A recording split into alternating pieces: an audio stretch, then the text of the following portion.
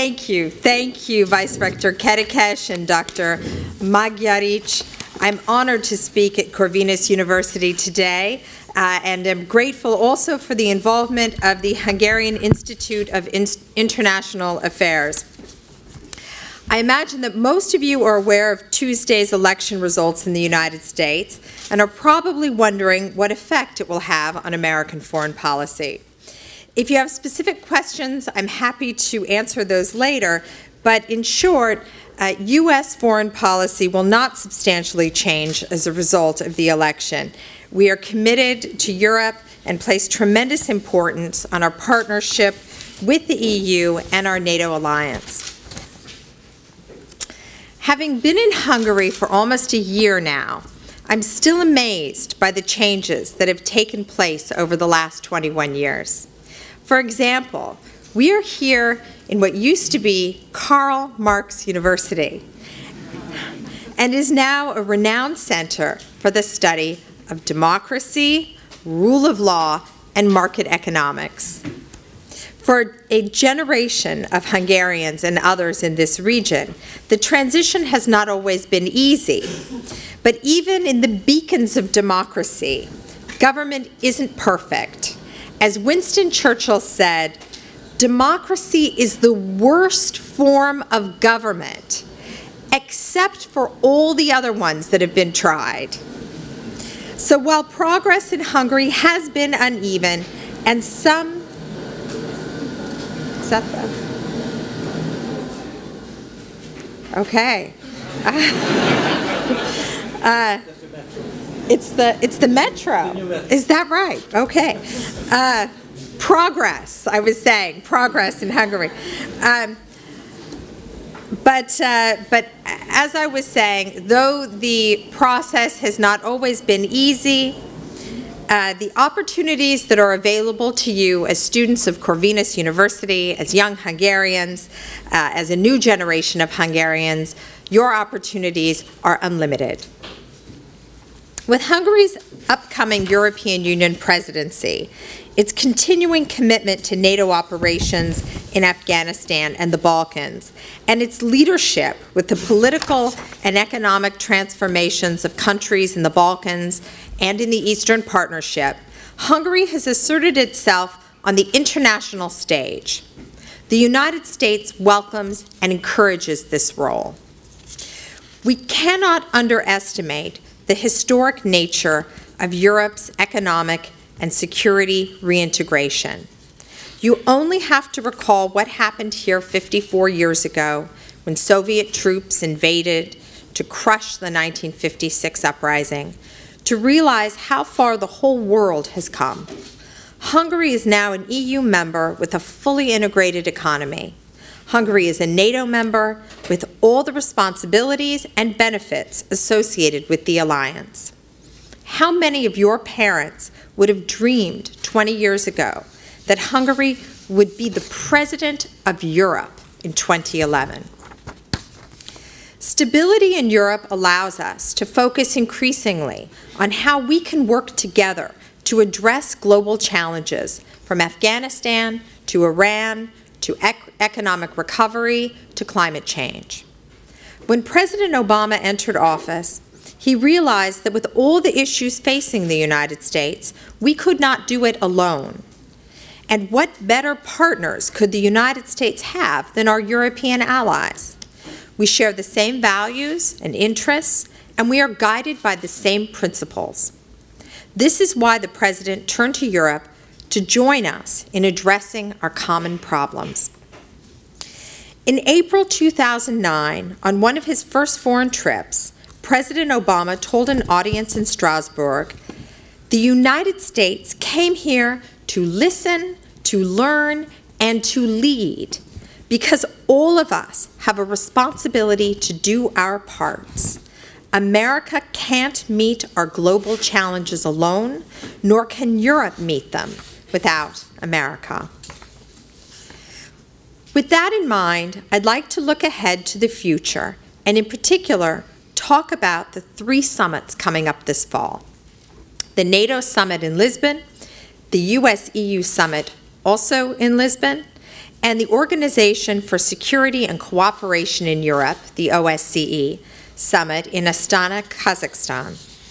These institutions, NATO, the EU, and the OSCE, have enabled peace and prosperity to reign in Europe, and they continue to provide the framework within which we can address security, human rights, rule of law, and economic challenges.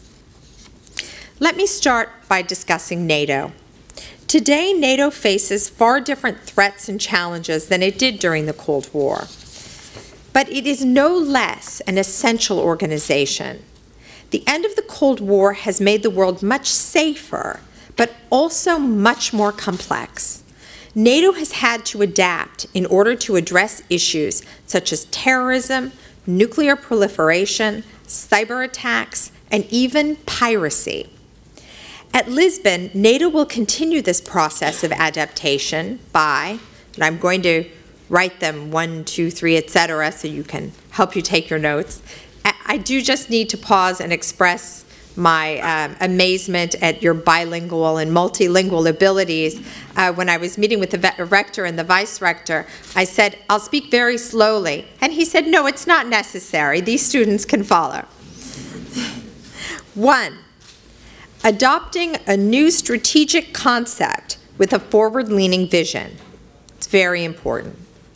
2, developing 21st century capabilities, such as territorial missile defense and cyber early warning systems. 3, undertaking organizational reform to make NATO more efficient. And 4, remaining open to new partnerships and deepening existing partnerships. On Afghanistan, the Lisbon summit will reaffirm NATO's commitment to Afghanistan's future through a NATO-Afghanistan Partnership Declaration. Afghanistan remains the United States' top foreign policy priority, and the support NATO is providing underscores the strength of our security alliance. Since President Obama announced his strategy for Afghanistan in December of 2009, Europe has contributed 7,000 additional troops, deployed over 100 training teams for the Afghan army and police, and provided nearly $300 million for the Afghan National Army Trust Fund. Right now, European nations have nearly 4,000 troops in Afghanistan, along with the United States, Hungary, and 46 other countries. This is the largest coalition in the history of the world. Hungary is an important contributor. The Hungarian-led Provincial Reconstruction and Development Team in Baglan province is undertaking significant stabilization efforts to improve governance. A Hungarian contingent, commanded by a brigadier general, has just taken over responsibility for security for the Kabul International Airport. A Hungarian Operation Mentoring and Liaison team, in partnership with the Ohio National Guard, is doing tremendous work to improve the capabilities of the Afghan National Army, and an Air Mentor team is doing the same with the Afghan National Air Force. I want to say something about the OMLT because I've had the opportunity to go out and visit them a few times as they train here. And it may be something that you all don't know about. But every 6 months, a team from the United States, from Ohio, comes out and is co-located with members of the Hungarian army. And they train together over a series of months. And then are co-deployed. They're deployed together to Afghanistan. This exercise has been incredibly successful. In many ways, the early training and working bilingually has been very, very helpful for these soldiers before they go into Afghanistan, where working in a multicultural environment is so essentially important. So I've seen firsthand these Hungarian young men and women who were working, who are deployed through the OMLT, and it's very, very impressive. Other Hungarian troops are serving in various capacities with the International Security Assistance Force. You should be proud of your soldiers who, despite suffering losses, carry on with bravery and determination. The NATO strategy is focused on gradually, as circumstances permit, turning over security responsibility to Afghan security forces. This is a deliberate process based upon conditions on the ground, determined in close coordination by Afghan authorities and the International Security Assistance Force. President Obama has set a target for this process to begin next summer. It will be done province by province, district by district, as conditions allow.